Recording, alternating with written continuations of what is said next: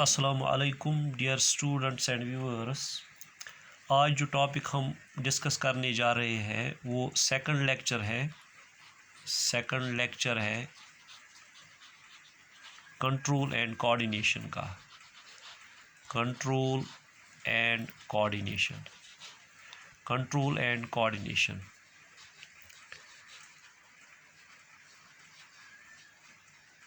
देखो बेटा, पहले लेक्चर में हमने पढ़ा था मोमेंट्स क्या होती है, लिविंग ऑर्गेनिजम्स में मोमेंट्स क्या होती है, कंट्रोल क्या होता है और कोऑर्डिनेशन क्या होती है। आज के लेक्चर में हम डिस्कस करने जा रहे हैं control and coordination in animals. दो किस्म के होते हैं, एक तो यूनिसेल्यूलर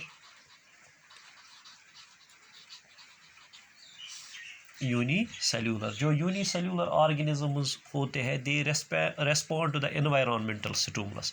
जो एनवायरनमेंटल स्टिमुलस होता है इसके लिए यूनिसेल्यूलर ऑर्गेनिजम्स रेस्पॉन्ड करते हैं by either moving towards or away from the source of stimulus. By either moving towards or away from the source of stimulus। देखो बेटा, आपको याद रखना है कि यूनिसेल्यूलर ऑर्गेनिजम्स किस तरह रेस्पॉन्ड करते हैं towards the stimulus, against the stimulus.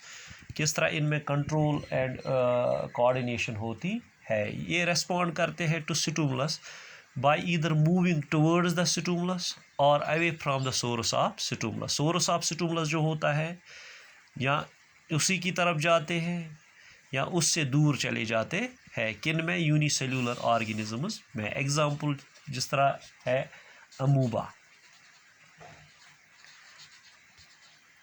अगर हम अमूबा में देखेंगे, this moment is said to be as, इस मोमेंट को हम बोलते हैं टैक्सिस। इस रेस्पॉन्स को हम बोलते हैं टैक्सिस को। That means unicellular organism they show the response by either moving towards or away from the source of stimulus. इसी तरह अगर हम बात करेंगे मल्टीसेल्यूलर ऑर्गेनिजम्स की, lower multicellular organisms। एक तो होते हैं हायर मल्टीसेल्यूलर ऑर्गेनिजम्स, दूसरे होते हैं lower multicellular organism. For example hydra. इनमें क्या होता है? इनमें होता है simple nervous system to coordinate their activities. क्या होता है? Simple nervous system to coordinate their activities,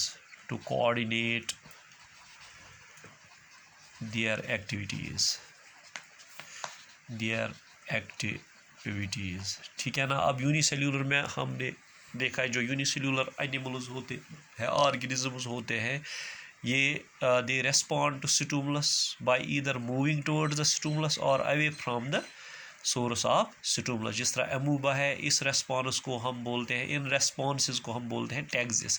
इसी तरह लोअर मल्टीसेल्यूलर ऑर्गेनिजम्स में जिस तरह हेड्रा है, इनमें सिंपल नर्वस सिस्टम होता है। इसी तरह अगर हम हायर मल्टीसेल्यूलर ऑर्गेनिजम्स की बात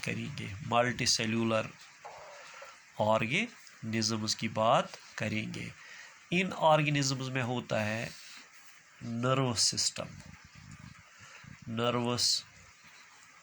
सिस्टम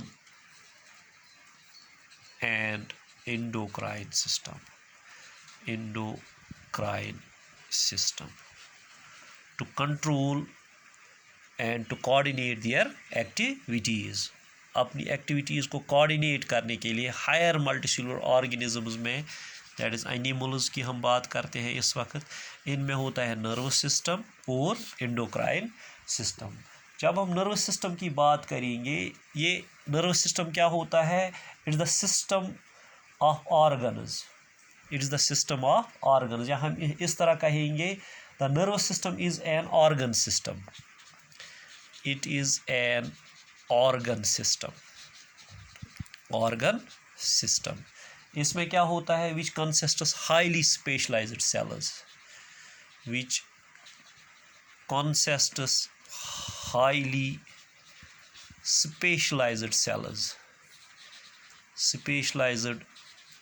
cells called neurons, जो न्यूरॉन्स होते हैं, they form the network through out the body, they form the network through out the body.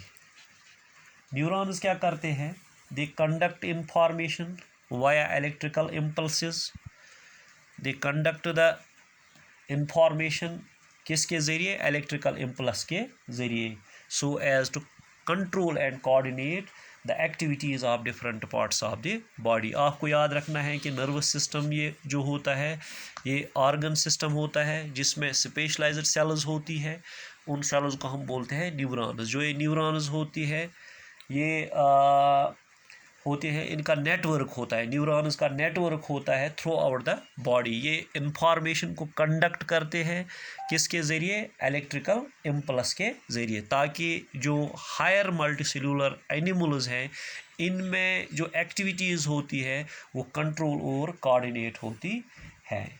इसी तरह अगर हम देखेंगे कुछ बेसिक टर्म्स जो जिनकी तरफ आपको ध्यान देना है, वन इज स्टिमुलस क्या होता है,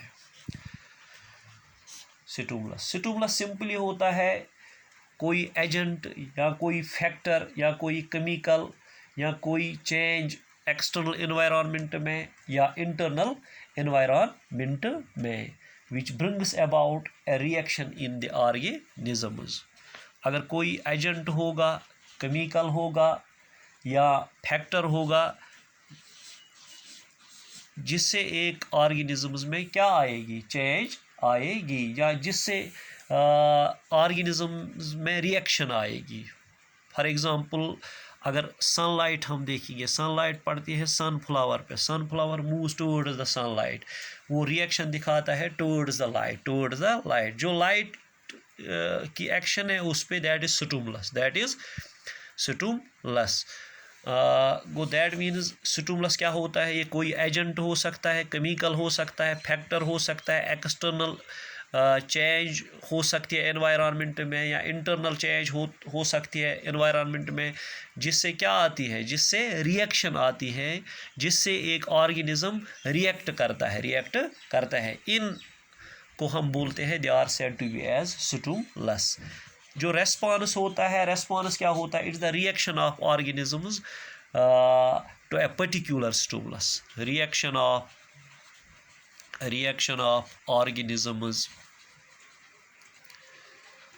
of organisms to a particular stimulus, that is said to be as a response। इसी तरह रिसेप्टर क्या होता है, देखो बेटा, जो रिसेप्टर है, रिसेप्टर सेल हो सकती है, टिश्यू हो सकता है, ऑर्गन हो सकता है, जिसमें ये कैपेसिटी हो कि वो रिसीव करे पर्टिकुलर स्टिमुलस को, विच आर कैपेबल या विच इज़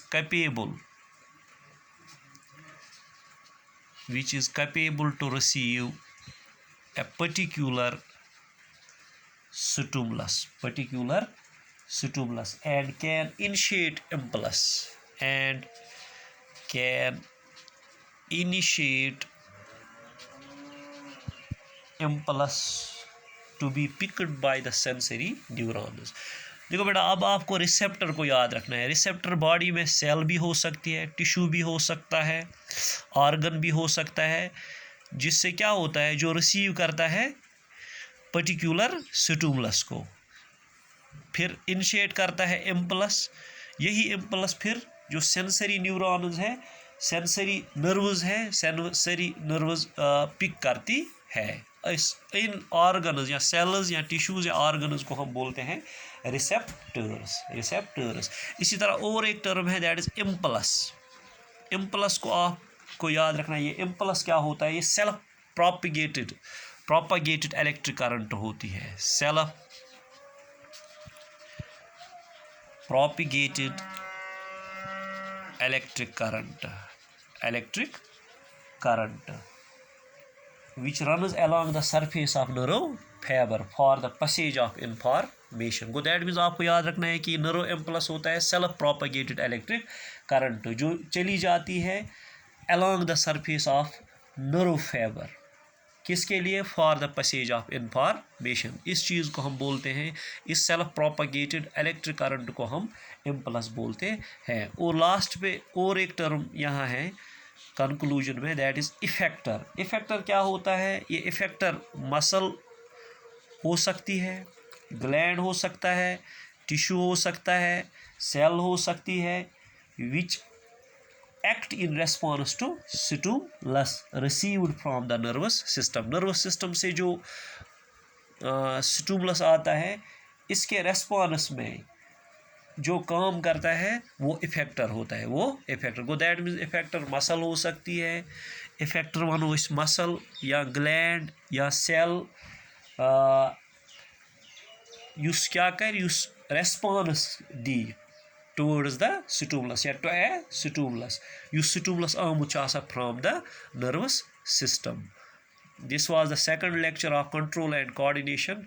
इंशाल्लाह जो न्यूरॉन है, नर्वस सिस्टम है, इसमें न्यूरॉन है, सेल बॉडी है, डेंड्राइट्स है, एक्सॉन्स है, वो हम डिस्कस करेंगे तीसरे लेक्चर में. Wish you the best of luck.